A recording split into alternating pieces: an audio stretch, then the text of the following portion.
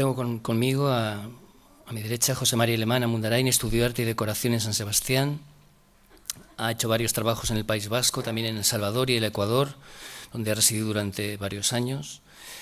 En el 84 regresó a San Sebastián, ha trabajado en Euskatelebista como escenógrafo y bueno, ha recibido diferentes reconocimientos y ha colaborado y colabora como ilustrador con varias revistas, periódicos y editoriales. A mi lado está Iñaki Arteta, estudió arquitectura técnica en la Universidad de Barcelona, es fotógrafo, se ha dedicado al fotoperiodismo, la publicidad, el cine, es autor de unos magníficos documentales, entre los que destacaría Voces sin libertad, 13 entre mil o El infierno vasco o el más reciente Testigo involuntario, Nicolás Redondo. Ya se ha hablado en la mesa anterior, lo ha dicho Gemma, la importancia que tiene el arte al hablar de la memoria. No sé si estarán de acuerdo mis compañeros de mesa si partimos como hipótesis de trabajo de estas últimas ponencias un principio básico en psicología, y es que nuestras tomas de decisiones y la gestión que hacemos de nuestras emociones no están basadas tanto en nuestras experiencias cuanto en el recuerdo que tenemos de esas experiencias. Y estoy seguro, eso sí, que todos estaremos de acuerdo que en el recuerdo de esas experiencias el arte puede ocupar un papel fundamental. Obviamente no nos estamos refiriendo aquí a la función puramente decorativa del arte, sino al arte en cuanto a estrategia de lucha, estrategia de memoria, estrategia de reconocimiento del dolor y también como forma de expresión cuando el lenguaje, nuestro idioma, no es suficiente para expresar algunos matices de esa experiencia emocional. Esto es algo que el profesor Antonio Beristain tenía muy claro y por eso yo agradezco que los organizadores hayan tenido la inteligencia de otorgar un protagonismo al arte en estas jornadas. Si los medios técnicos lo permiten, empezamos ya con... Sí.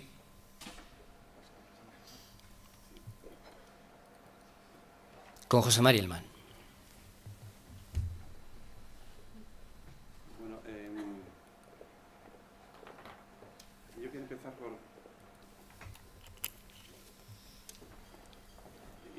con esta imagen porque son dos caricaturas que hice Antonio en diferentes épocas.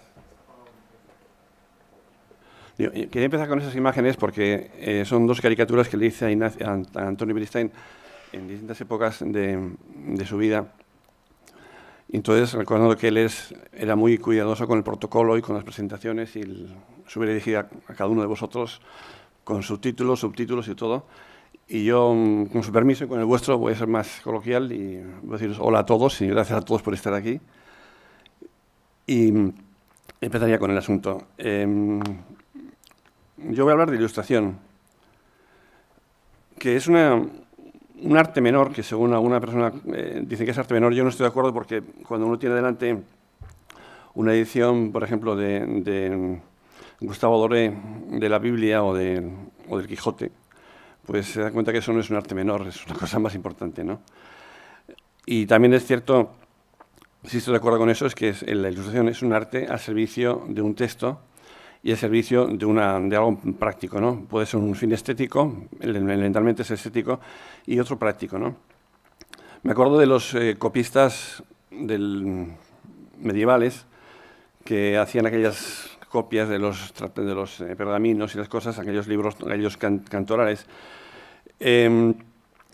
pasándose años y años copiando aquella cosa, y los iluminaban con las imágenes aquellas tan preciosas y las capitulares, y era no solo para iluminar y para adornar aquella historia, sino para que la gente que los leyese, que muchas veces a mí me parece eran analfabetos, pues pudiese un poco ver aquellos cómics y enterarse un poco del contenido del texto, ¿no? Lo mismo ocurría con los que hacían las catedrales y las iluminaban las pintaban enteras, porque las románicas y góticas estaban todas pintadas por dentro enteras con imágenes de la Biblia y la vida de Jesucristo. Entonces, el pueblo sí, entonces era muy analfabeto y se iba a las iglesias como si fuera a ver una película, ¿no? Ahí les contaban en el cómic aquel cómo era la vida de Jesucristo y era para eso. Entonces, eso sí es un tema práctico. Igual también que es práctico cuando aquellos monjes, que había muchos y comían todos, tenían que ganarse la vida y justificar sus sueldos y sus comidas con un trabajo de muchas horas al día. Entonces, aquellos era una verdadera empresa, una fábrica, una empresa, una industria, que unos hacían los pergaminos, trataban la piel, otros copiaban los textos, otros hacían las iluminaciones. Todo el mundo ahí se ganaba su pan y entonces ese producto al final se vendía a los poderosos del país o a los otros monasterios y era una industria. Estos realmente eran trabajos hechos uno a uno, con mucho tiempo de trabajo dedicado a eso. Y era muy costoso. Más que costoso, era difícil llegar al pueblo con el material aquel. Más adelante ya aparece la imprenta, a mediados del 15. Ya habían hecho los chinos, habían conseguido algo parecido con unas tipografías de porcelana, de cerámica. Gutenberg se adelantó, hizo unas tipografías de plomo, pero ya antes que él habían hecho otros, mucho tiempo atrás, unas litografías que se llaman xilografías, que eran tratados, o sea, eran unos grabados en madera, con las letras hechas en madera, grabadas en madera, y también las iluminaciones hechas en madera. El trabajo era costosísimo. Editar 20 libros o 100 libros de ese tipo era costosísimo. Gutenberg aprovechó y lo que consiguió fue hacer unos tipos móviles sueltos en plomo. Él era un fundidor también, con lo que el tiempo que costaba producir, él puso el reto de 150 Biblias para vendérselas a no sé quién, un distribuidor, hacerlas en la mitad de tiempo que costaba hacer una xilografía, y la consiguió, ¿no? Entonces, claro, en esa forma la velocidad de producción, el costo y sobre todo el llegar al gran público, pues era un avance, ¿no?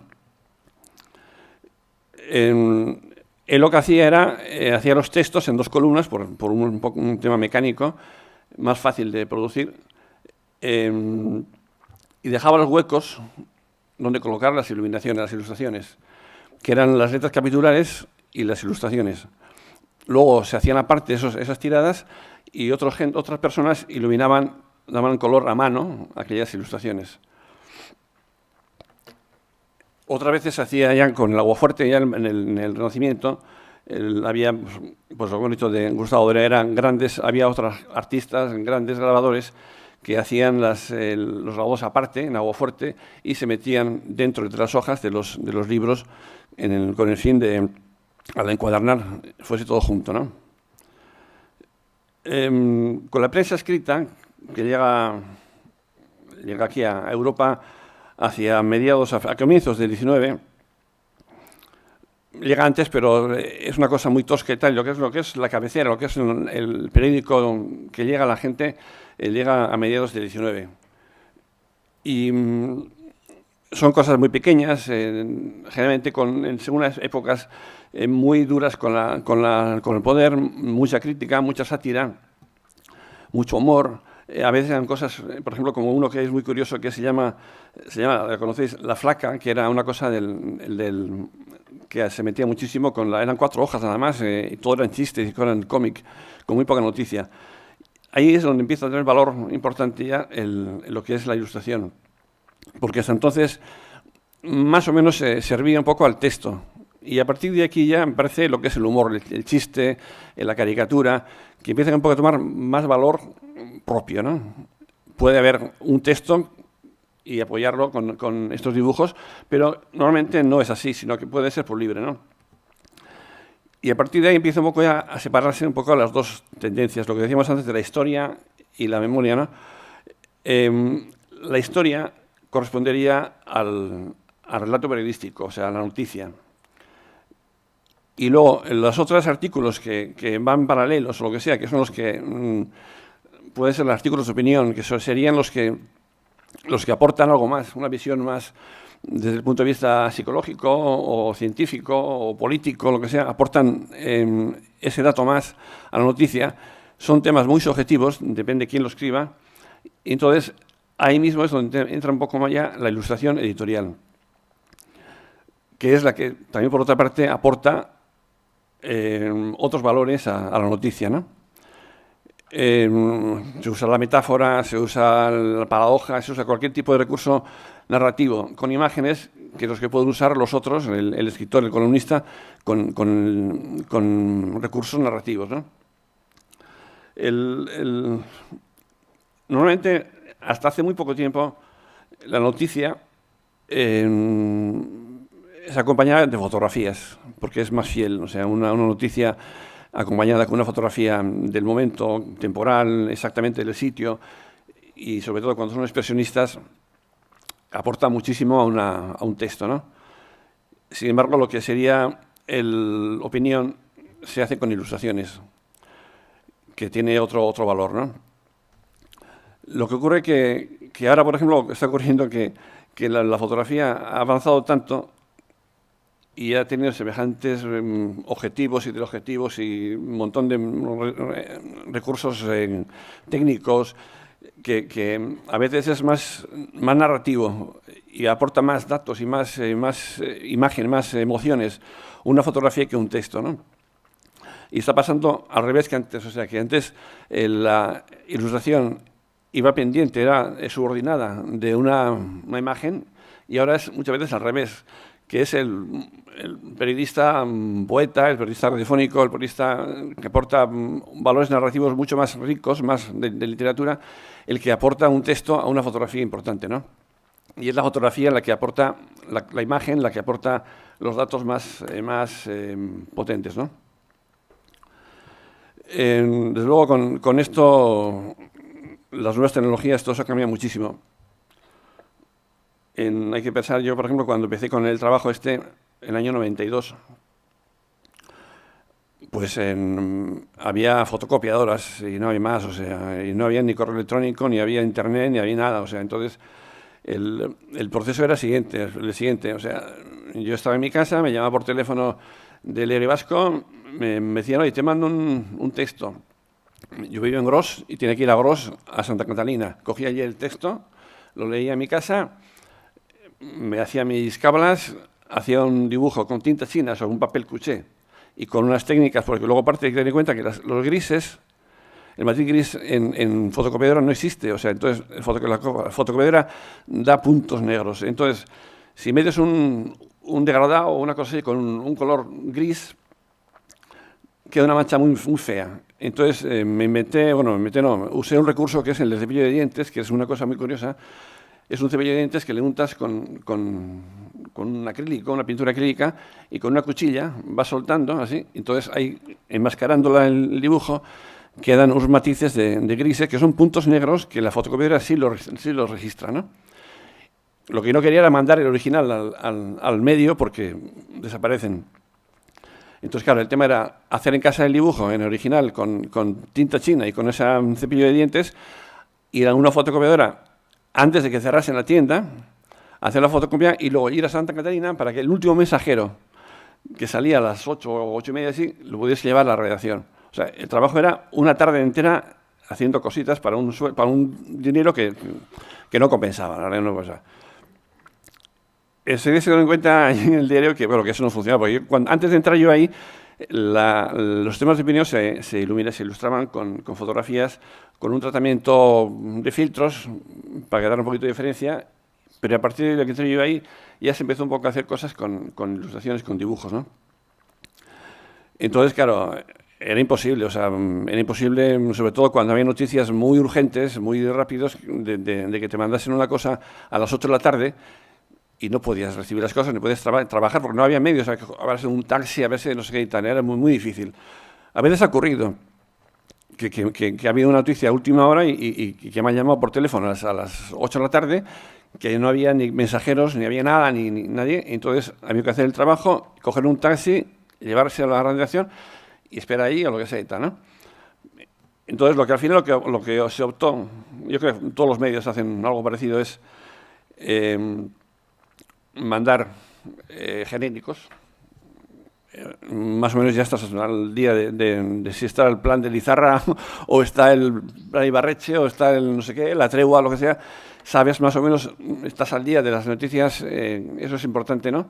Tener un poquito esa cosa previsora de qué va a ocurrir mañana o pasado mañana, qué va a pasar como Dragón, Fagor, entonces ir mandando genéricos que puedan funcionar sin mucho ajuste a la realidad, o sea, sin mucho metáforas muy abiertas, cosas que puedan valer para una cosa o para otra, más o menos, ¿no? Y sobre todo, sin pensar que cuando un artículo de opinión aparece y es un artículo en el que no sabes quién va a escribir, si estás en una postura o estás en otra, o sobre todo en temas políticos, es complicado, porque a veces una opinión mía, porque son opiniones, son editoriales, puede comerse el interés o la intención del otro, el del escritor, del columnista, sobre el interés que tiene darle a la noticia, ¿no? Y entonces es un poco complicadillo, pero bueno, como el uso de las metáforas y las paradojas y esas cosas da mucha capacidad de interpretación, pues por ahí van las cosas y van funcionando, ¿no?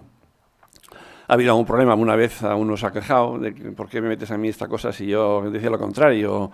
O ¿por qué me...? Yo qué sé, o sea, ha habido, a mí nunca me llamó, pero sí me han dicho a veces, no censuras, pero sí un poco un toque en el medio, ¿no? Bueno, pues cuidado con que esto no va así y tal, o cuidado con el otro, y sobre todo con temas, según qué épocas o quién fuera el director o su director, con temas morales o temas, esto no es La Codorniz, o esto no es, yo qué sé, el Hermano Lobo, o yo qué sé, o el Jueves, ¿no? Esto es una cosa más seria y tal, bueno.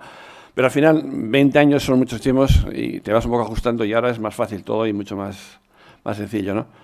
Y sobre todo con los medios, cuando ya hay internet, cuando tienes el correo electrónico, cuando tienes un montón, sobre todo el archivo de materiales, el archivo de fotografías, el archivo de imágenes, que hay que echar mano a todo eso, cuando no tienes que guardar en casa miles de libros de 1000 fotografías para buscar esa imagen que estás buscando, cuando vas a internet, en Google, pinchas no sé qué historia y te aparecen 200 cosas de lo mismo, es mucho más fácil. Y entonces ahora el tema es, en una hora está resuelto.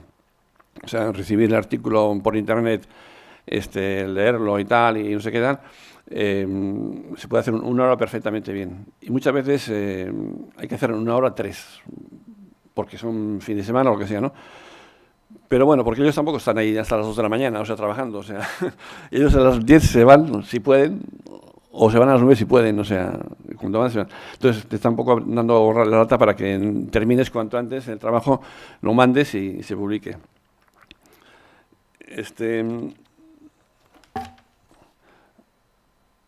En este caso lo que he hecho ha sido, a ver si es cierto, preparar una serie de unos, creo que son como 40 ilustraciones, pero no ilustraciones, sino ilustraciones que se han publicado en el Diario Vasco en estos últimos, desde el año 92 hasta ahora, pero no solo por el valor de la ilustración, sino por el tema y sobre todo por el articulista que lo acompañaba, ¿no? Y de forma que, bueno, que igual no son para mí las mejores ilustraciones y tampoco las peores, son aquellas en las que se confluyen el tema, la actualidad y el columnista. La primera que hice...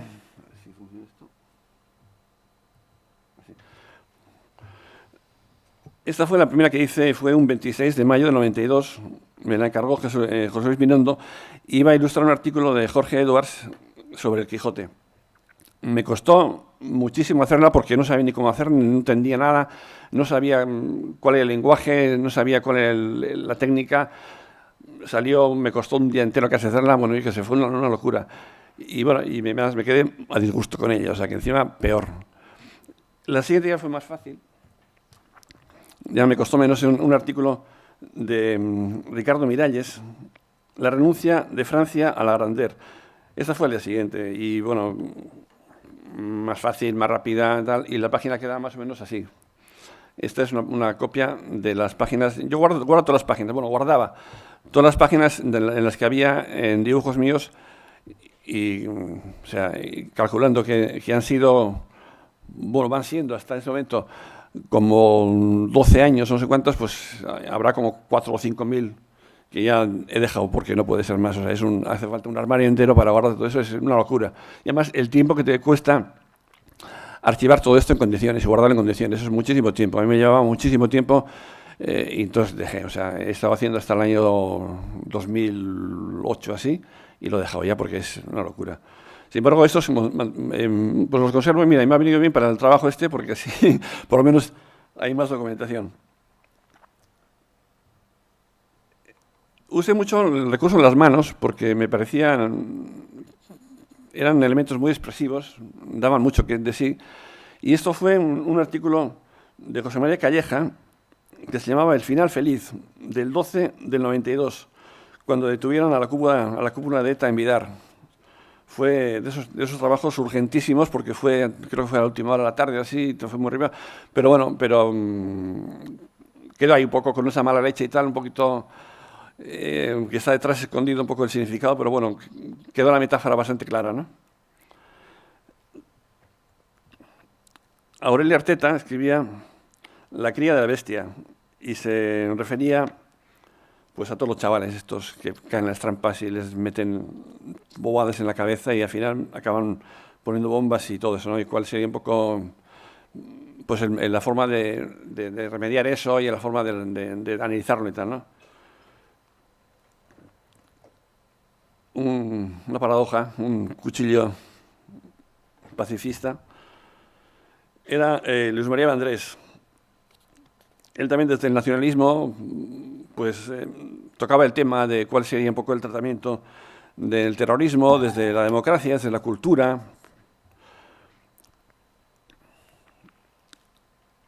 Este era de Javier Elzo, el artículo. No a la alternativa de ETA, de mayo de 96, cuando la dichosa alternativa democrática de ETA. Este me gusta mucho, no sé, me da, es una ilustración que la fragilidad del globo con la agresividad de la cuchilla, con el vuelo, va volando la cuchilla.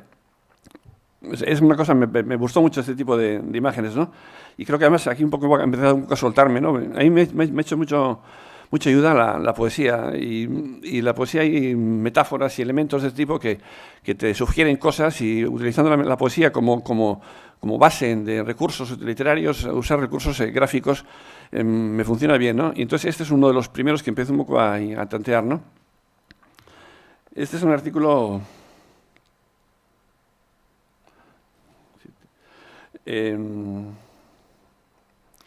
de Javier Otaola, Conflictos concéntricos, de junio del 96. A partir del momento este ya, no sé qué pasó, alguna de esos que hacen cambios en la maquetación del diario, mantuvimos un poco de dos formatos, un formato horizontal y un formato vertical. Y yo también pues, me aproveché un poco para dar más soltura a las cosas, ¿no? Y me gustó, me hizo mucha gracia. Yo hice peritos antes de hacer decoración y usé he hecho mucha delineación y me gustaba mucho la bigotera y tal, me sugería muchas cosas, ¿no? Y era como dos patitas con una cabeza y tal. La bigotera macho, la bigotera hembra, era una cosa muy simpática, me hizo mucha gracia. Y usé bastante este recurso porque me parecía que dentro de lo terrorífico de una noticia, o lo cruel, o lo macabro, o lo desagradable, el humor, más que el humor, la sátira funciona, ¿no? Y bueno, usé bastante este tipo de elementos. Es un artículo de Ernest Lluch, Austrias, Borbones y Vascos. Otra paradoja también. Es un artículo de José Ramón Recalde, Legítimo, legal, oportuno y humano, del octubre del 96, sobre el follón de los nacionalistas con el gobierno central. Eso fue cuando aquella noche de casualidad, Cosme de Cló dejaban libre a la noche, o a la mañana, no sé qué sería, y el mismo día, más tarde, la policía o la Guardia Civil encuentran el zulo de Ortega Lara en Mondragón. Entonces, ese fue un artículo de urgencia que escribía Antonio Papel, Liberados, de julio del 97. Veis que poco a poco va cambiando el estilo, se va haciendo más simpático, más ágil, ¿no? Este es Raúl González Zorrilla y es sobre el asesinato y secuestro y asesinato de Miguel Ángel Blanco. Es de julio del 97. No habrá más olvido. Teresa Díaz de Vada, andaba por ahí. Nosotros las víctimas. Le tengo especial cariño a esta ilustración porque fue una época en la que, os acordaréis, ETA y la izquierda abertzale tuvo una campaña diciendo Euskal Herria askatu, y era la banderita con askatu y tal. A mí me dio mucha rabia esa askatu y tal. Hice varias de estas, pues esta con la pistola y era asmatu. Hice otra con un despertador en pleno sonido y era esnatu. Hice varias de esas, de forma que darle retranca al lema de ellos tan confuso y tan cabrón, ¿no?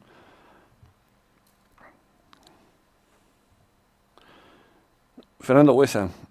El déficit institucional de la política contra ETA. Pues lo de siempre, ¿no?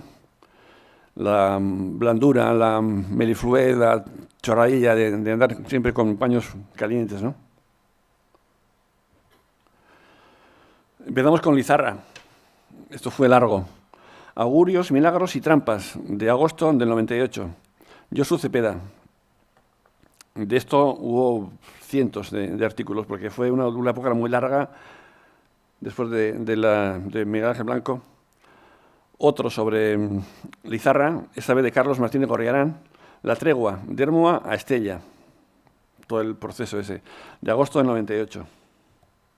Otro sobre Lizarra, Gurutz Jauregui, La hora de la verdad, de agosto del 98. Este de nuestro amigo Antonio Beristain, Esperanza y futuro como derechos deberes del preso. Me acuerdo que en aquella época me estaba contando que tenía relación personal y epistolar con varios presos comunes de Martutene y de otras zonas, y se visitaban, y bueno, le visitaba Antonio, charlaban de cosas, él hacía sus cosas, ¿no? Sus paréntesis, y luego pues publicaba cosas, ¿no? Seguimos. Joaquín Elósega Mundarain sobre el año de la tregua. José Luis Zubizarreta sobre el anuncio del ETA del final de esa tregua.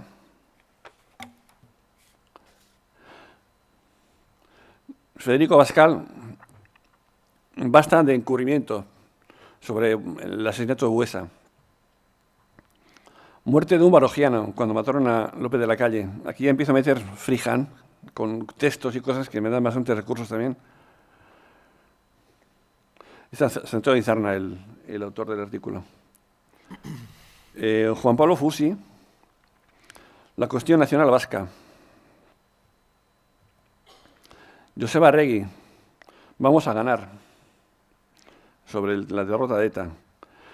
Cuando mataron a Santi Oleaga, hubo muchos artículos, claro, el Diario Vasco era protagonista de la historia, era uno de sus empleados, los más importantes, y todo eso hubo muchos artículos. Se publicó esta ilustración compartiendo 3 artículos, uno de Jaime Lloreja, otro de Ramón Jauregui y un tercero de Josué Imaz. Este fue cuando le pusieron la medalla a Antonio la Gran Cruz de San Raimundo, de Peñafort, y son 2 artículos de arriba, que uno es de José Luis de la Cuesta y otro de Francisco Javier Ezquiaga, y abajo escribía el mismo Antonio. Hipótesis sobre la barbarie, Antonio Lorza. Ya empezamos con los musulmanes y los árabes.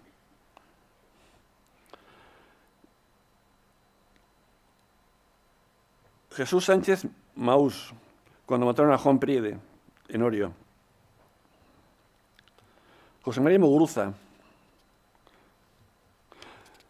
pues cuando ETA confesó que los acuerdos que había llegado el PNV con ETA, y el PNV se había callado todo eso, ¿no? Rafael Aguirre, fuerza y habilidad de las víctimas. Sabater, como si nada, sobre la muerte de Pagaza. Asesinato, quiero decir. Rogelio y Alonso, devolver la voz a las víctimas, de febrero del 2003. Álvaro Bermejo, sobre el pan Ibarretxe. Daniel Reboredo, sobre la ley electoral. Manuel Montero, 25 años del Estatuto de Autonomía. Carlos Iturgaiz, sobre el pan Ibarretxe. Florencio Domínguez, sobre el atentado islamista en Londres. Francisco Javier Meave, sobre cómo se ve de la final de ETA. María San Gil, el falso lenguaje de Ibarretxe, del 2006. Vencedores o vencidos, ya en el 2006 hablaba de esto, Juan Luis de León. Juan Pablo González, sobre el final de ETA. Este es el de González. Un artículo muy curioso y muy actual porque pronostica ya en el año 2006 cómo va a ser esos momentos y acierta de pleno, de 6 años antes. El amigo Teo Santos, sobre la financiación de ETA. Ignacio Sánchez Zuluaga, sobre la negociación con ETA. Regina Taola, Antonio Unzayu, Ana Iríbar, sobre el dolor. Jesús Prieto, Luisa Aramburu Altuna, con mucho cachondeo sobre el cambio de gobierno. Y la última, de momento, de Santiago de Pablo, sobre el comunicado de ETA, los orígenes de ETA. En este momento hay un cambio de dirección, se jubilan Minondo y Otegui, entra Lourdes Pérez Rebollar como su directora, ella se hace cargo de la sección de opinión, entra el color en la edición en la zona de opinión, y a mí me da más recursos y me mucho más a gusto. Y a partir de aquí también ya se hace día a día el artículo, el dibujo se hace día a día, pues por encargo, vamos a decir, sobre un guión ya hecho, ya no sobre un artículo. He preparado unos cuantos poquitos para que tengáis un poco rapidito, así que todo. Gana muchísimo, luego gana muchísimo el color, incluso además te da otra seguridad, otra soltura para hacer cosas, ¿no? Y sobre todo, como ya no está ETA matando, pues uno está más libre de hacer excesitos, ¿no? De hacer un poco un lenguaje más crítico y más directo, ¿no?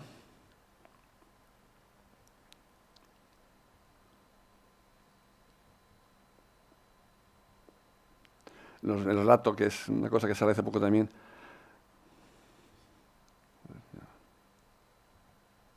Este me gusta mucho.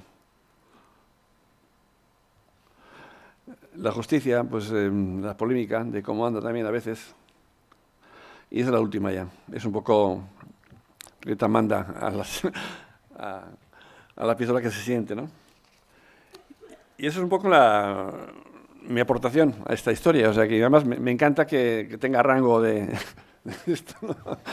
Académico. Me encanta. Pues gracias a todos y eso. Nada más.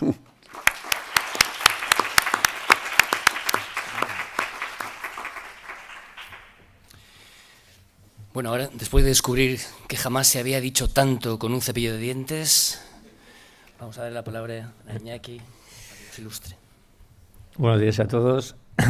Bueno, gracias a los organizadores por haberme invitado a participar aquí. Es un placer estar con el genial José Mari. Yo animo a algún chico de estos que tiene todavía por delante a que se haga cargo de la Fundación José María Alemán y le organice los armarios, esos que tiene con miles de dibujos que yo creo que merece la pena que sean bien archivados, ¿no? Porque al final es una manera de contar la historia de nuestro país muy interesante, ¿no? También estar aquí pues me aviva el recuerdo de de Antonio Beristain, con el que tenía una amistad entrañable, ¿no? Desde que hace 12 años le hicimos una entrevista para una de mis primeras películas que tenía que ver con víctimas y con opiniones de intelectuales con respecto al terrorismo, ¿no? La propuesta que se me hace a mí es que hable de la memoria y el cine y bueno, os voy a leer lo que he preparado. Lo he organizado en 3 partes, puesto que hago cine, pero no hago todo tipo de cine, o no hago cualquier cine, sino cine documental y de corte político. Soy vasco, es decir, hago ese cine porque soy vasco y vivo aquí, y tengo cabeza, es decir, me he preocupado por saber o por preguntarme qué es y por qué ocurren las cosas que han ocurrido aquí, ¿no? Entonces lo he vivido en sociedad, memoria y cine, ¿no? Cuando reflexiono acerca de mi trabajo como documentalista, no puedo apartarme del hecho de que he vivido en una época convulsa, muy especial y dramática, en una sociedad perseguida desde dentro, extrañamente permisiva con la violencia, insensible con las víctimas.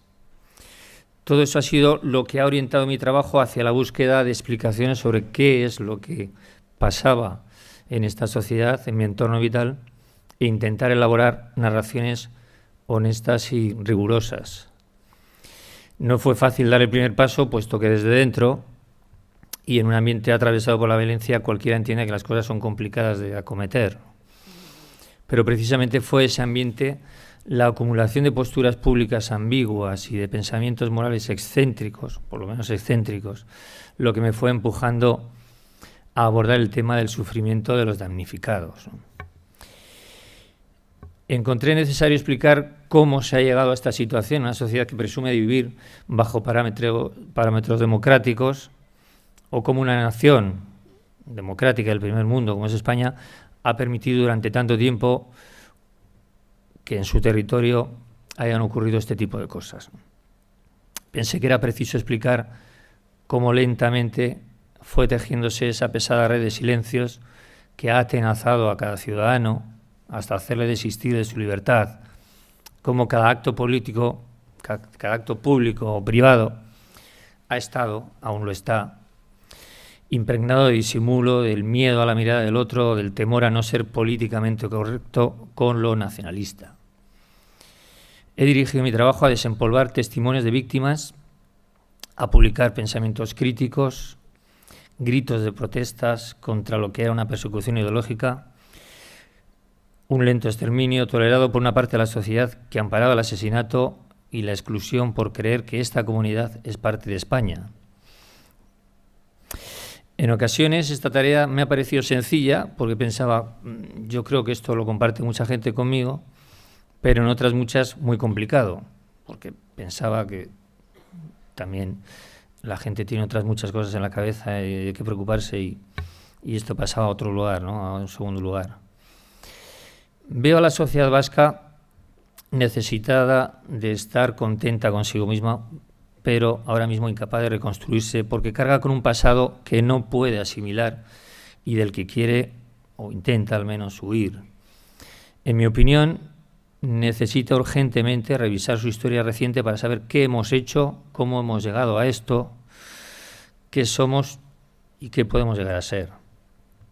Estamos sometidos a una inteligente estrategia del ultranacionalismo que consiste en confundir a la opinión pública con sus propias categorías y en justificar su historia de violencia promoviendo con su propaganda un exagerado e incesante alarde de las desdichas sufridas por el pueblo vasco en el decurso de su historia. Con una habilidad indudable, estos ultranacionalistas consiguen presentar en nuestra pequeña comunidad su voluntad belicosa como amor a la paz, su limpieza étnica como un ardiente deseo de preservar la nación vasca, y todo ello por nuestro bien. ¿Qué hay de malo en ello? Se solía decir hace no mucho, ¿no? Para referirse a todo esto. Quieren salvarnos, llevarnos por el buen camino, como todos los integristas, ¿no? Pero ahora en el presente sin tener que hacernos daño. Hay quien subraya que la ingenuidad de Hitler, su vulgaridad, constituyeron su mejor pasaporte para acceder al poder. Nadie le tomó en serio, nadie creyó que a partir de unos inicios tan modestos y tan despreciables, ese agitador político de poca monta iba a convertirse en canciller y aplicar el programa esbozado en Mein Kampf. Cada vez que un grupo o un pueblo pretende situarse al margen del derecho con la conciencia limpia, invoca sus hazañas, sus padecimientos pasados, para afirmar tranquilamente que se ha ganado el derecho a cometer unas pequeñas infracciones temporales a los derechos humanos. Los vascos ultranacionalistas, según ellos, no han agredido jamás, lo único que han hecho es defenderse. Y si permanecen impermeables al arrepentimiento y al remordimiento es porque no han masacrado, se limitaron a aplastar unos insectos nocivos, los más que pudieron, unos piojos que no tenían de humano más que la apariencia. La jauría de asesinos, sus seguidores y quienes les toleran, asientan la certeza de su razón en la invocación reiterada de un pasado en el que solo ha habido unas víctimas, o sea, ellos. El negacionismo es una corriente de pensamiento que tiene la finalidad de reinterpretar hechos acaecidos y distorsionarlos ilegítimamente del registro histórico de tal manera que ciertos eventos aparezcan transformados a favor de la impunidad, alegando que fueron producto de un mito, de la fabulación o del fraude. El negacionismo es hoy, para mí, una tentación en el presente de nuestra sociedad vasca.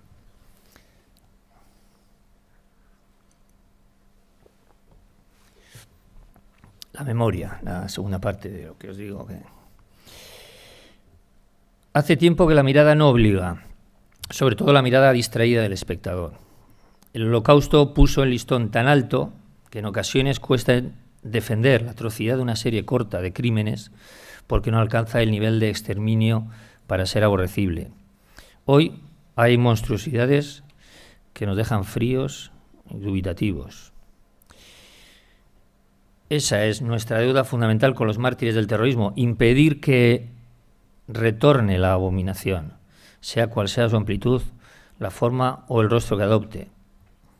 La enormidad de las matanzas del pasado siglo ha disparado la escalada de sangre a cotas difíciles de igualar, generando una perversión típicamente moderna, que es la afición por las grandes cifras. Para conmovernos necesitamos víctimas en cantidades de varios miles, como mínimo, ¿no?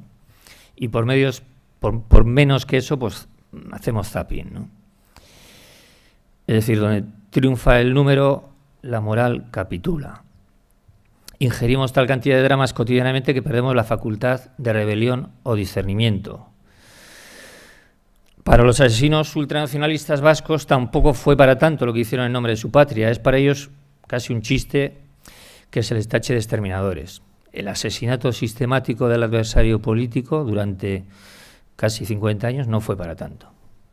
Y para muchos conciudadanos nuestros, el recuerdo del mal, en vez de sensibilizarles ante la injusticia, ha estimulado simplemente la indiferencia. No hace falta salir huyendo, cerrar el periódico o apagar el televisor, porque durante demasiado tiempo hemos sido capaces de integrar el terror, o lo terrorista, o el horror en lo cotidiano. Al tanto de nuestra mentalidad tolerante, los terroristas han estado matando delante de nuestras narices con total impunidad. Se justificaba un asesinato al día siguiente, se exhibían sus fechorías a la vista, con el conocimiento de todos, incluso se culpaba a los demás de no hacer lo suficiente para impedir que tuvieran que cumplir con su trágica determinación de asesinarnos, ¿no? Mostrarlo todo, exhibirlo todo. No hay mejor manera de inmunizarnos contra las barbaridades.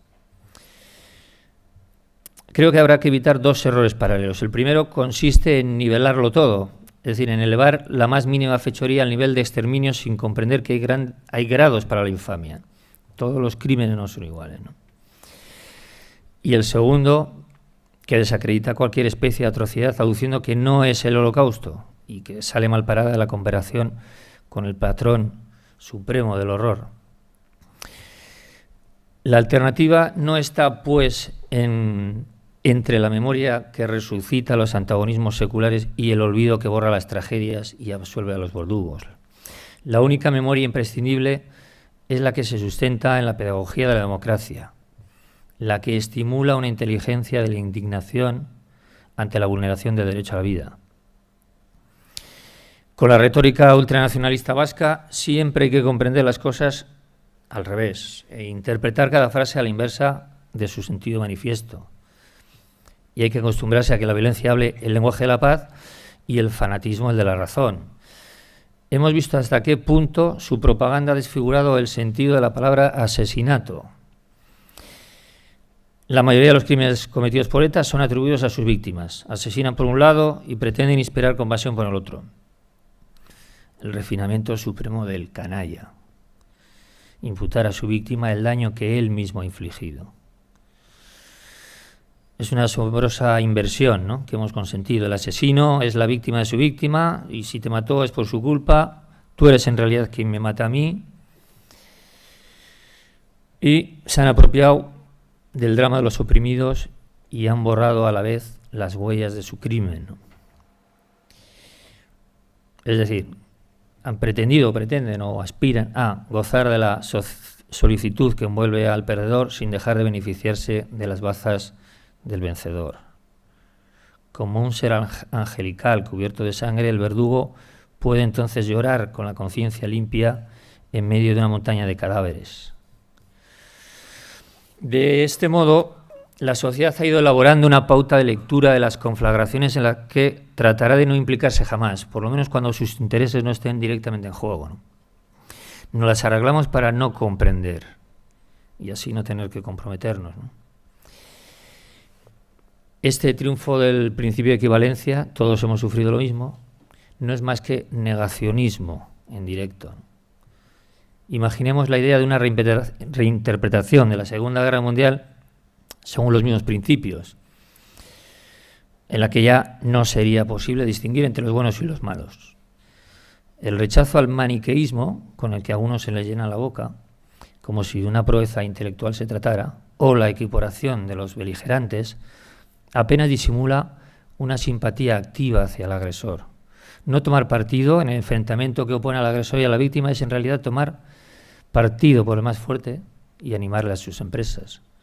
Este tipo de neutralidad es el otro nombre de la complicidad, y tanto peor para las víctimas, a las que se despoja incluso del respeto a sus sufrimientos, confundiéndolas con su verdugo por nuestra incomprensión.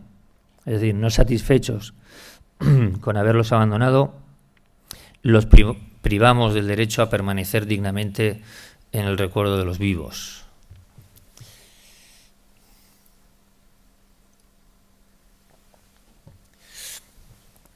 El cine. ¿Tiene el cineasta la función de cambiar el mundo o de influir en él, de pelear con el celuloide contra lo que considera injusto? Así lo creen muchos directores y actores que engrosan continuamente las listas de abajo firmantes en cuantas causas se les convoque. Los temas para los que son reclamados son muchos, y dado su protagonismo en la plaza mediática, el compromiso del artista puede convertirse en un deber. Pero hay causas y causas. Como el resto de los mortales, los artistas muestran una sensibilidad intermitente, epidérmica, que se inflama por las cosas más dispares.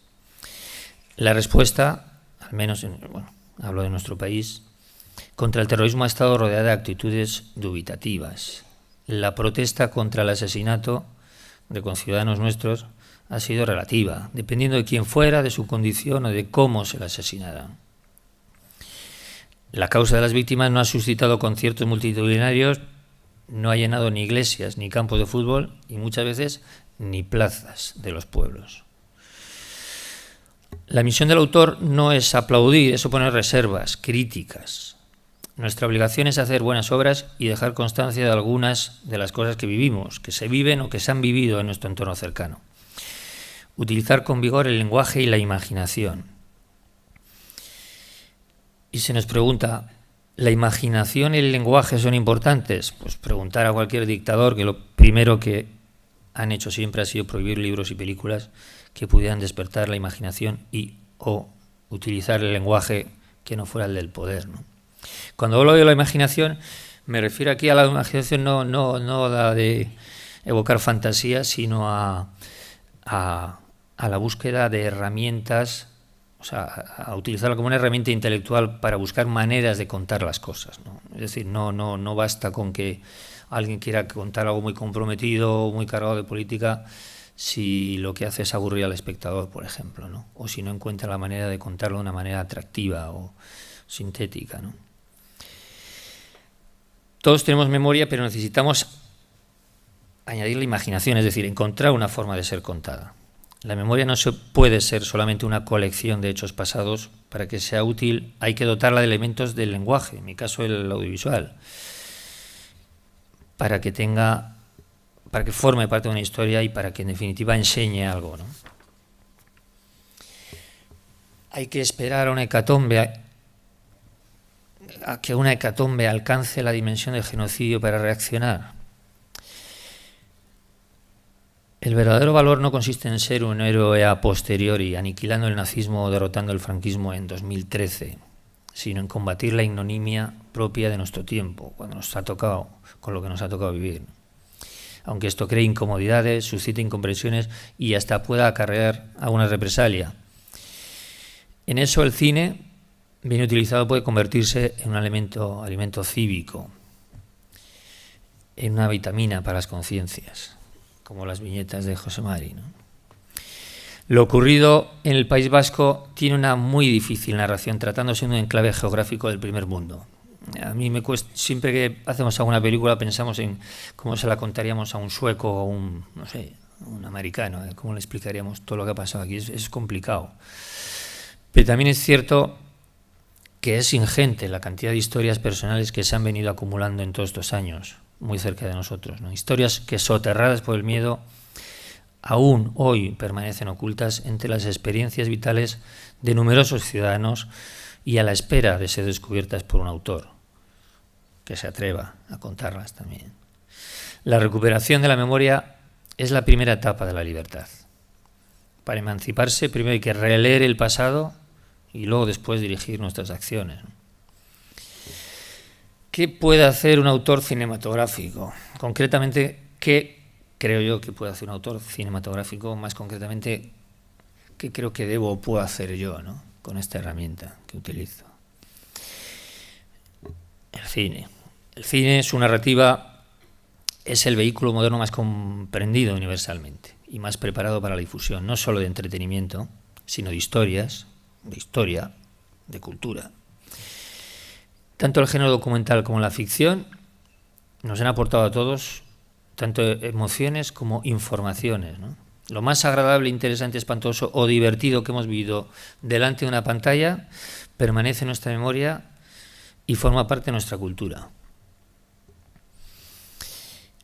Cuando en 1945 los soldados americanos liberaban los primeros campos de concentración nazis, lo primero que se les encargó fue que documentaran el atroz espectáculo que estaban viendo. Lo grabaron en cine, y hicieron muchas fotos, pero sobre todo grabaron en cine, ¿no? Nadie podría decir después que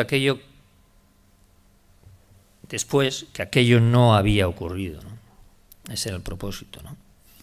Pero si eso, más los miles y miles de documentos de todo tipo que se conocen acerca de aquel episodio negro de la historia, no ha evitado la existencia de sesudos estudios que niegan el Holocausto, o sea, decir que aquello sucedió o que no fue tan grave como esto, como parecía, con mayor facilidad, creo yo, habrá quienes encuentren en lo sucedido en Euskadi la manera de minimizarlo. Hoy ya, como decía antes, hoy ya hay cabezas trabajando en negar lo que ocurrió, en relativizarlo y en que nos vaya pareciendo cada día que se aleje de la actividad de ETA, que nos vaya pareciendo más extraño y más increíble lo que ha ocurrido tan solo hace 4 o 5 años, ¿no? El cine, ya lo sabéis, no ha sido ajeno a su uso propagandístico. el relativismo y el negacionismo serán las estrategias en las que nos veremos envueltos en los próximos años en nuestra pequeña comunidad.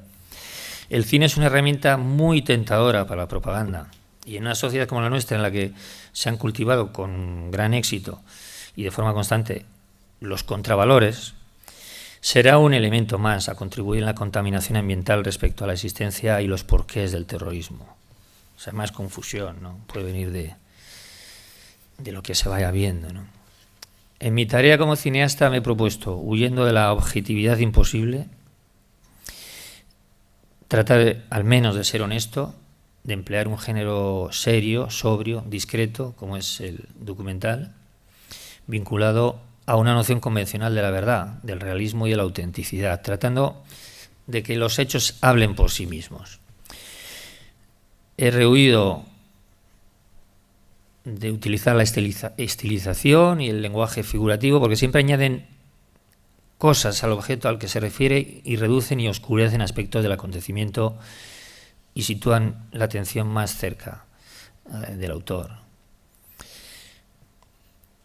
El acercamiento a los que han sufrido injustamente el efecto del terrorismo y de la ideología que le empuja, el conocimiento de sus historias, la denuncia del asesinato y del acoso sistemático que hemos vivido en esta tierra han sido los ejes fundamentales de mi trabajo en los 12 últimos años. Porque estoy convencido de que el visionado del horror, a través de sus mediaciones tecnológicas, es una experiencia moralmente transformadora, una práctica social realizada con vistas a hacer ver e implicar moralmente a la audiencia en los acontecimientos que se representan. La memoria debe ser vigilante. Recordad, ponen en los grandes museos del genocidio, no olvidéis jamás lo que hicieron, ¿no?, en nombre de la raza, de la revolución o de la patria. Las historias de esos hombres, mujeres y niños asesinados para expiar el único crimen de haber nacido nos recuerdan que sucedió algo espantoso a lo que nadie podemos pretender ser indiferentes. El rostro, la voz y la narrativa de las víctimas y los testigos contienen las huellas del crimen, y tras ver o escuchar sus memorias personales se hace casi imposible poner en duda que estos acontecimientos realmente tuvieron lugar. Por ello, los soportes audiovisuales testimoniales, como los que yo suelo utilizar, son probablemente el arma más efectiva contra los revisionistas. Pero también puede ser utilizado precisamente para contar lo contrario, curiosamente, ¿no?, o testigos de otras partes. Bueno, pero ¿qué nos queda? Así lo pienso yo, sino trabajar para el futuro, ¿no? Mirar al pasado, pero trabajar para el futuro. Las nuevas generaciones, vosotros y de vosotros para abajo, no desean cargar sobre sus hombros con el peso de antiguos resentimientos, con historias antiguas de sus padres y de otras generaciones. Pero sí estamos obligados nosotros a que podáis conocer la verdad de lo que ocurrió, el sufrimiento salvaje e injusto que se ha generado en vuestra tierra durante tanto tiempo y sin causa. Nada más. Muchas gracias.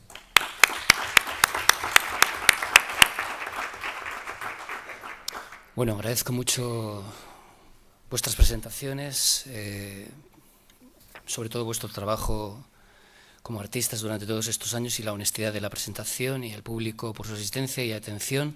Y os emplazo a las 4:30 que seguirá la siguiente sesión. Gracias.